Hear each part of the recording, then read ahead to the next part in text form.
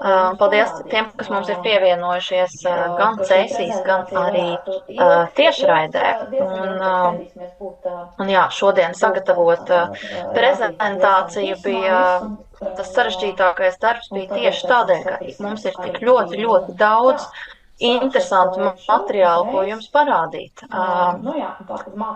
Ka šī prezentācija varētu ilgt diezgan ilgi, bet centīsimies būt rādīt diezgan īsumā visu, un tad jau pēc tam skatīsimies arī filmu. Tā, sākšu ar slaidu šovu uzreiz. Tātad mākslēdienas nākamā paudze. Aktivitātes bērniem un jauniešiem vecumā no 10 līdz 18 gadiem. Tas ir mūsu projekta nosaukums. Un jā, kā jau tas parāda, mums galvenās tēmas šeit ir ēdiens un nākotnes izzināšana un tā teikt arī uzminēšana un veidošana caur mākslu un ēdienu kā materiālu. Bet pirms sākam pa pašu projektu, jā, vēlējos mazliet pavisam atgriezties atpakaļ projekta iesākumos, arī pavisam pirms Ruckas, jo šis projekts ir balstīts uz mana un Stāls Stenslija grāmatas, ko mēs izlaidām pirms gada. Un grāmatas pamatā ir pētījums par to, kā mums domāt nākotnes caur mākslas un ēdienu palīdzību. Un šī bilde ir no filmas, ko angliski sauc Blade Runner, latviski laikam tulkojums ir pa asmeni skrejošais, un šeit jūs redzat tādu ļoti distopisku nākotni. Tādu varbūt mums ļoti negribētos piedzīvot savā dzīvē. Bet nākamā bilde jau ir no Ņujorkas, no šā gada. Neredzat? Neredzat manas slaidus. Tā, mēģināsim tad vēlreiz. Tā, tūlītās. Tā, kur nebūs. Jā. Tā, mēģināsim tad vēlreiz. Tātad pirmā bilde bija no Blade Runnera, no ļoti distopiskas filmas, ko noteikti daudz esat redzējuši. Un tā nākamā bilde ir jau no Ņujorkas šā gada dēļ lielajiem meža ugunsgrēkiem. Un, tās abas bildes ir diezgan līdzīgas savā ziņā. Bija ļoti daudz komentāri un diskusijas sociālajos mīdijos, ka Ņujorka izskatās tiešām kā no šīs nākotnes distopiskās filmas. Un jā, kā tad mums iedomāties nākotnes, ja mums jau šobrīd mēs dzīvojam katastrofa, globālas geoloģiskas klimata katastrofas jau ir notikušas. Un tā tad projekta pamatdoma ir, kā bērniem un jauniešiem ļaut gan domāt par nākotnēm, gan sapņot tās utopiskās, bet arī iedomāties distopiskās nākotnes.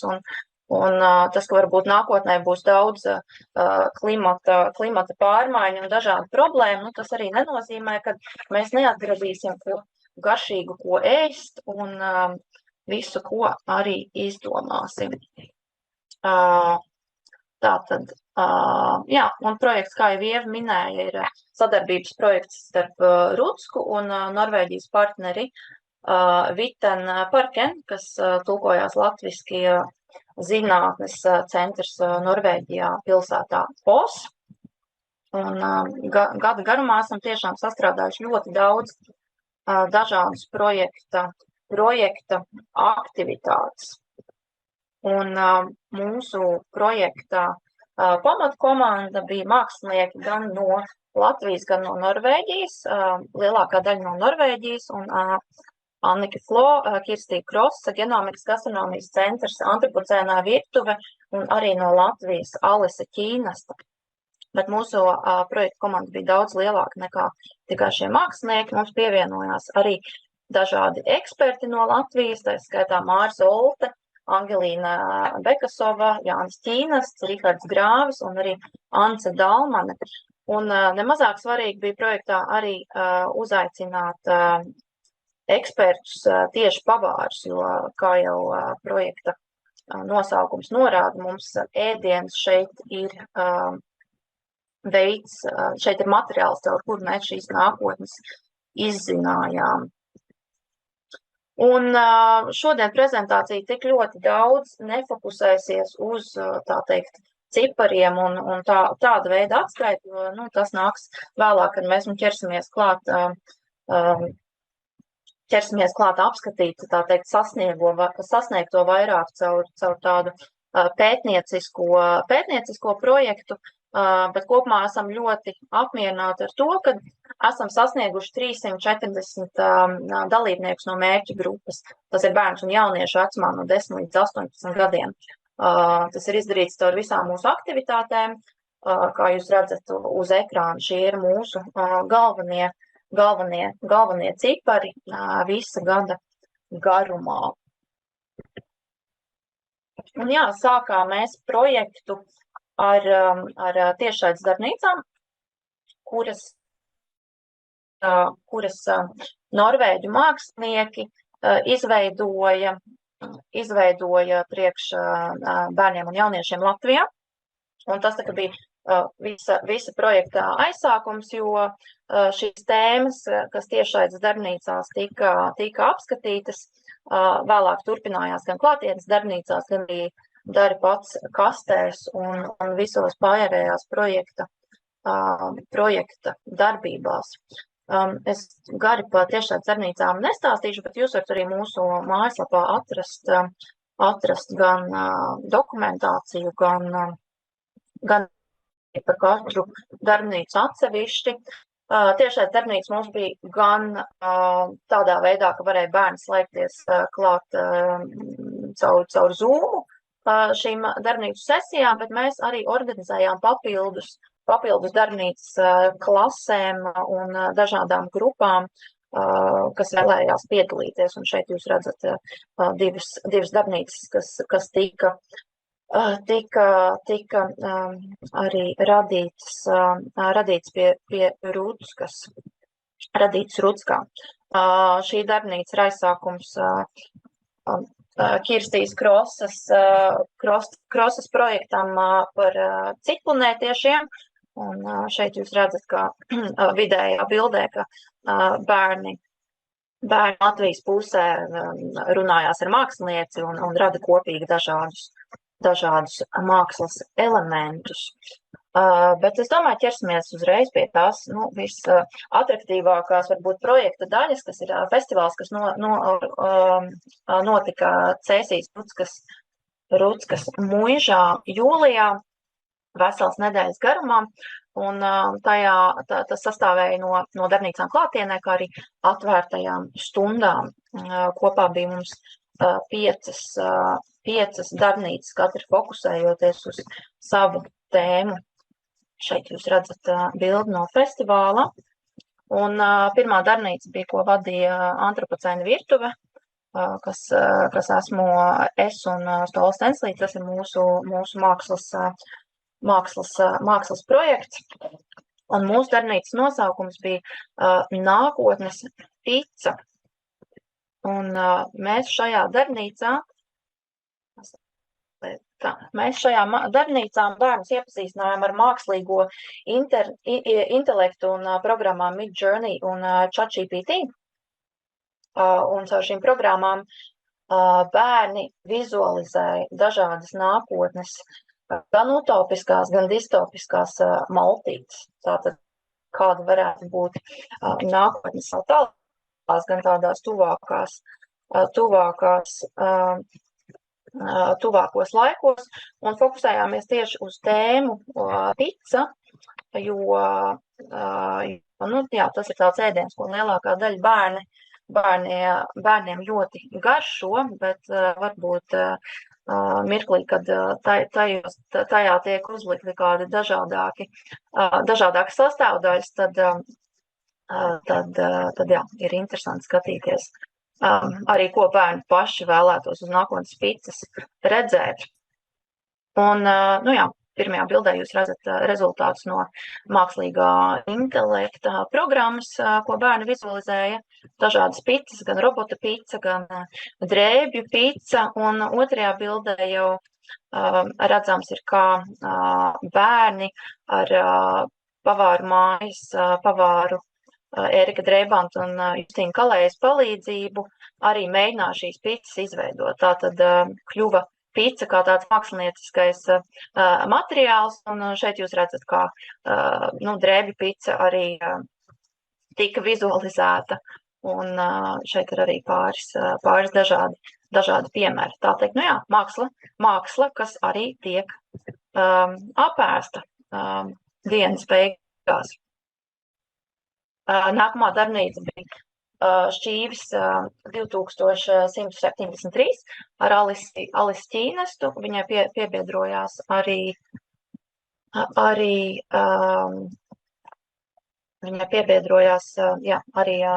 bērnu grupa, kas mums bija, man liekas, 20 bērni, un tie gleznoja kopā, kā tad varētu izskatīties nākotnes Šķīvis, gan mēģinot saglabāt idejas no dārza, no šodienas, ko tā bērni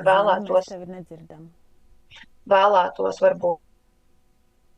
Redzat jau tādu mazliet arī nākotnes konceptu, kas ir visa maltīta tabletē, ko viens bērns ir uzzīmējis. Nākamā darbnīca bija metaboliskā apvienība, kurā Annike Flo redzat jau tādu mazliet arī nākotnes konceptu, kas ir visa maltīta tabletē, ko viens bērns ir uzzīmējis. Nākamā darbnīca bija metaboliskā apvienība, kurā Annike Flo strādāja bērniem kopā un arī ar tādu interesantu partneri kā Austersēnu, lai radītu mākslas darbus caur ar modes palīdzību, mākslas palīdzību, un bērni tad varēja iedomāties, kāds varētu būt viņu apģērbs, ja tajā augtu un audzētu Austersēnas. Un darbnīcas laikā arī bērni ņēma šo Austersēņu micēliju un iestrādāja viņu apģērbu gabalos, un pēc tam ņēma mājās šo apģērbu gabalu, lai no tā audzētu tiešām Austersēnas, un šajās divās bildēs jūs redzat arī rezultātu no diviem dalībniekiem, kas mums atsūtīja pēc tam bildes jau no mājām, kur tiešām šīs Austersēnas bija no apģērba izaugušas. Un rezultāts ir tāds, ka Austersēna izmaina apģērbu, gan krāsu, gan tekstūru šiem audumiem, un, protams, arī apģērbu šajā ziņā jūs varat arī apēst vakariņās, vismaz to izaudzēto daļu. Tad mēs turpinājām ar mākslinieci Kirsiju Krosu, kas ar spēles un performances palīdzību izzināja tēmu citplanētiešu un invazīvās sugas, kādā veidā domājot, ka mums arī uz mūsu planētas ir citplanētieši, un tās ir šīs invazīvās sugas, kuras mēs nevienmēr gaidam un kas mēdz izpostīt ekosistēmas. Un tādā performances veidā bērni iepazinās ar šo dabas fenomenu, un tieši strādājam ar signālvēzi, kas ir Latvijas ezeros un upēs maina šobrīd ekosistēmas. Darbnīcas sākumā bērni izveidoja tā teikt signālvēža tērpus, un tika arī izdomāta spēle, lai mēģinātu uzvarēt šo signālvēzi dabā. Un šeit jūs redzat, ka viņiem arī izdevās.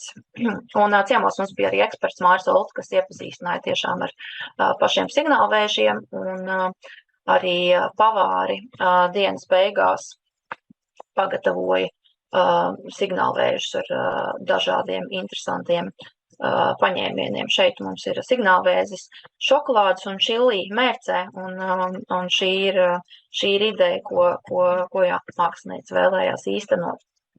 Tad vēl viena no darbnīcām bija kosmosa salāti un sēklu glabātāji ar genomiskās gastronomijas centru, kurā Rudskas mūža tiešām tika pārvērsts tādā internacionālajā kosmosa stacijā.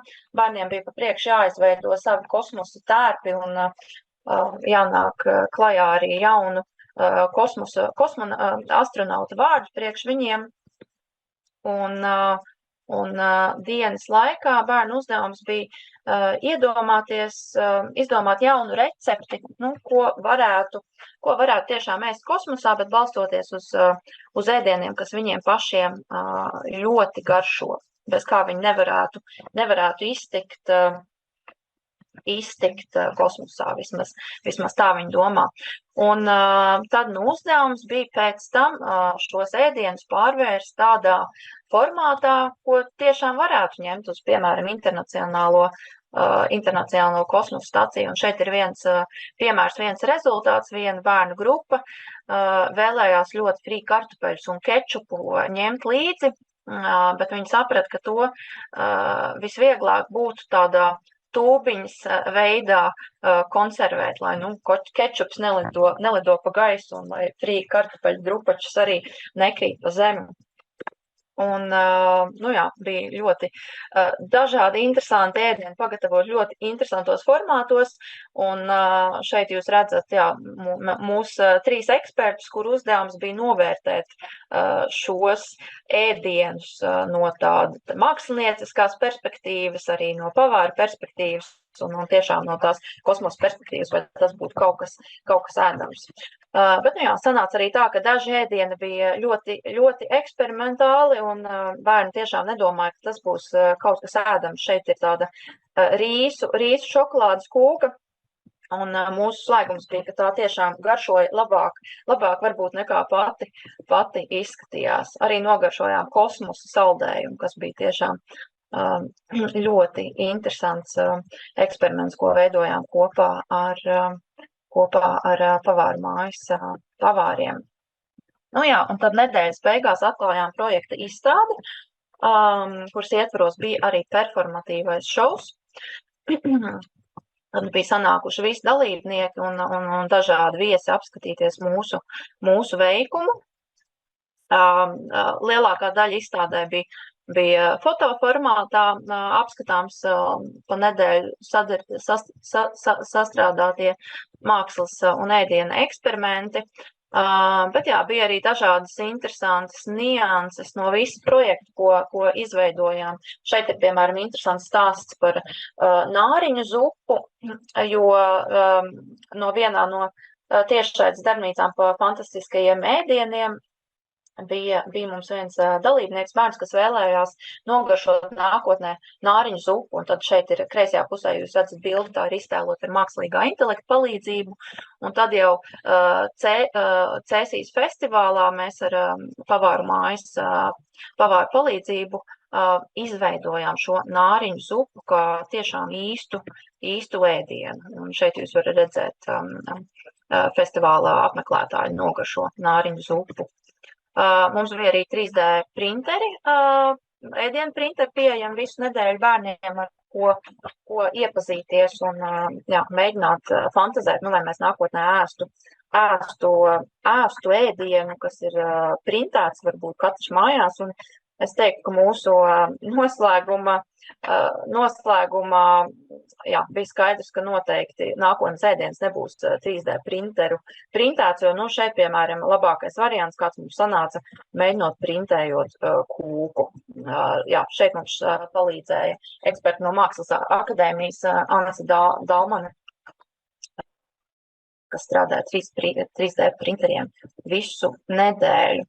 Arī festivāla laikā vēlējāmies uzzināt, ko domā par nākotnes ēdienu ne tikai bērni, bet arī vecāki un tie, kas bija atnākuši izstādes atklāšanu. Tātad bija iespēja papildināt šos plakātus.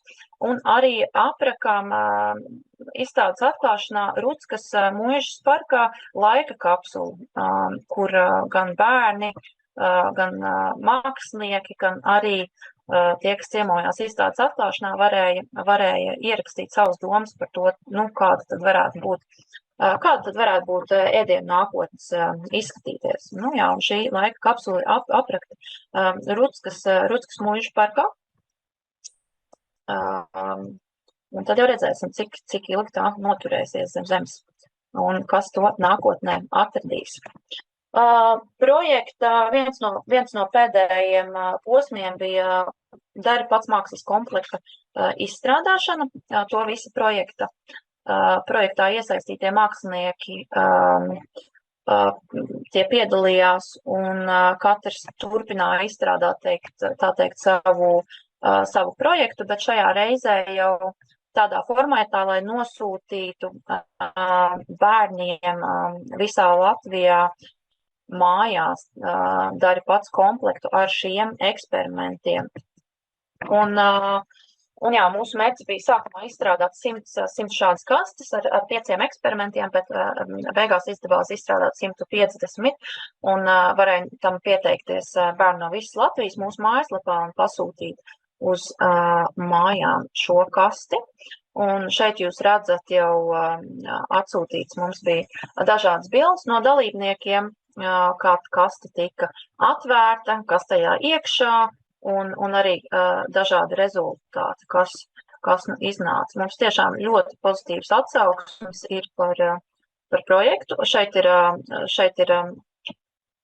šīs bildes ir no eksperimenta gan ar mākslīgo intelektu, gan ar marcipānu, kur bērniem bija jākombinē gan darbs ar mākslīgā intelekta programmu, un tad pēc tam jāstrādā marcipānā kā tādā mākslas formātā, ko viņi vēlētos ēst nākotnē. Un šeit ir nāriņas arī redzams. Šeit ir rezultāts no Annikas Flo eksperimenta ar austersēnēm. Un Dari pats kastē Annika bija sagatavojusi kastes ar austersēņu micēliju, un tad bija jāuztais tāds jāizdekorē šī kaste, lai tā kļūtu par tādu dzīvu organismu, dzīvu draugu. Un šajā bildē jūs redzat, kad eksperimentam klāt bija arī neona papīra izgriezumi, kas tiešām tumsā arī spīdēja un deva tādu interesantu estētisku noskaņojumu. Genomiskā gastronomijas centrs nosūtīja bērniem sēklas, kas bija audzētas audzētas kosmosā, ārpus Zemes atmosfēras. Un šeit jūs redzat, kā bērni ir izaudzējuši mājās jau salātus no šīm sēklām. Palestīnas nosūtīja šķīvis un instrukcijas, lai arī bērni mājās varētu uzgleznot savu nākotnes šķīvi. Kirstija Krosa ļāva visiem Dari pats komplekta īpašniekiem arī izmēģināt kļūt par signālvēzi un iejusties citplanētieša, tā teikt, tēlā ar šo spīļu palīdzību. Un šeit ir vēl dažas bildes no rezultātiem. Un jā, mēs arī šobrīd paziņosim vienu dāvankartes ieguvēju mākslas preču veikalā Vilhelms, jo bērniem, kas atsūtīja mums bildes no sava Dari pats komplekta, un arī šāds tāds atsauksme bija iespēja piedalīties šajā dāvankartes izlozē. Un tiešām liels paldies visiem, kas mums sūtīja gan bildes, gan dažādus tekstus. Mums tie tiešām noderēs tālāk analizēt projekta rezultātus. Bet jā, šobrīd tad varu ļoti priecīgi paziņot dāvankartes ieguvēju, un tā ir Elizabete Erdmane. no Liepājas, 13 gadi, kas iegūst šo dāvankarti. Un šeit jūs fonā redzat arī Elizabetes atsūtītās pāris no atsūtītajām bildēm, nu kā nu viņai gāja to dari pats komplektu. Mēs Elizabeti kontaktēsim arī caur e-pastu tālāk par šo dāvankarti. Un pavisam nesen, pirms 2 dienām, atklājām arī projektu noslēgumu izstādi Norvēģijā, lai parādītu projekta rezultātus arī partnera institūcijā, un lai Norvēģijā arī bērniem būtu iespēja apskatīt, ko tad sastrādājām Latvijā. Un šeit ir arī pāris bildes no izstādes, kas būs pieejama arī pēc īstenībā projekta perioda līdz 31. decembrim zinātnes parkā Polsā, Norvēģijā. Nu jā, un šeit jau mums no izstādes arī izstādē izveidojām interaktīvus elementus, kas ir balstīti no projekta vizualizācijas cēsīs. Šeit var arī apskatīt dari pats komplektā iekļautos gan plakātus, gan dažādus instrukcijas un mākslas materiālus.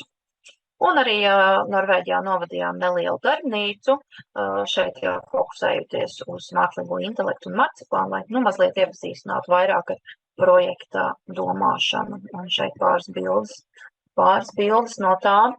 Un, nu jā, ar to arī mans laiks prezentācijai būs beidzies, bet jūs varat mājaslapā izskatīt visus projekta rezultātus. Un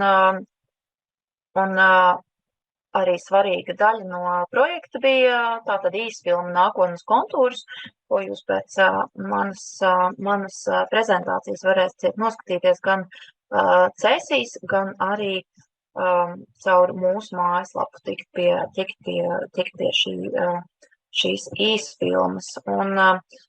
Un, protams, mums ir ļoti jāpateicās projekta finansētājiem. Projekts ir tapis ar Eiropas ekonomikas zonas finanšu instrumenta programmas vietējā attīstība, nabadzības mazināšana un kultūras sadarbība konkursa, atbalsts profesionālas mākslas un kultūras produktu radīšanai bērnu un jauniešu auditorijai ietveros. Tā ir Islande, Lihtenšteina un Norvēģijas granti.